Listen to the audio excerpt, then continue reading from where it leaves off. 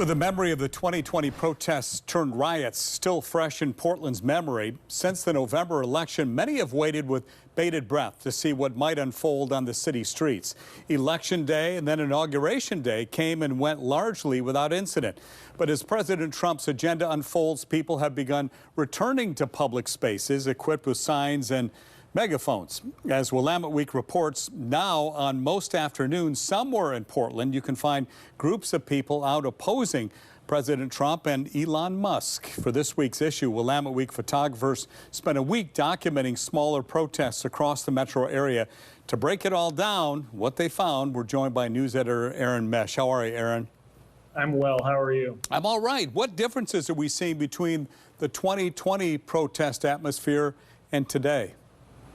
Well, in some ways, the closer analog is 2017, 2016. So after President Trump's first election, you saw the Women's March in the streets of Portland and fairly regular protesting that occupied highways and bridges.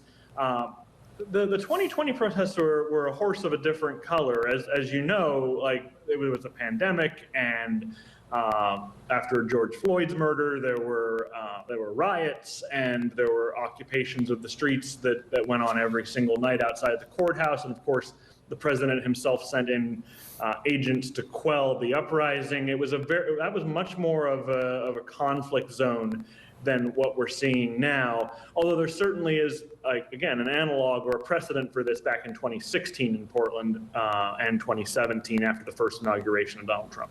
You sent Willamette Week photographers out every day for a week to document these protests. Where'd they go and what'd they see out there? Yeah, so we sent them to a highway overpass over Interstate 205, to the Lentz Town Center, and to two separate Tesla dealerships, which may be the thing that is most novel about the current wave of protests, is how many of them are taking place outside of car dealerships owned by Elon Musk.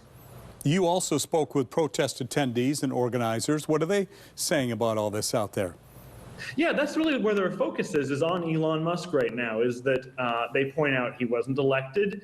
He's a special appointee. He has extraordinary powers over hiring and firing in the federal government, and he's, as they describe it, is engaged in what they describe as a slow motion coup of the nation. And there's real frustration from a lot of the people who we're talking to out there. We have about 10 seconds left. Are there plans for these protests to continue?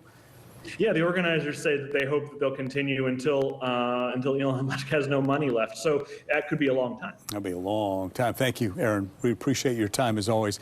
You can read the entire article in the latest edition of Willamette Week on newsstands now or online at wweek.com.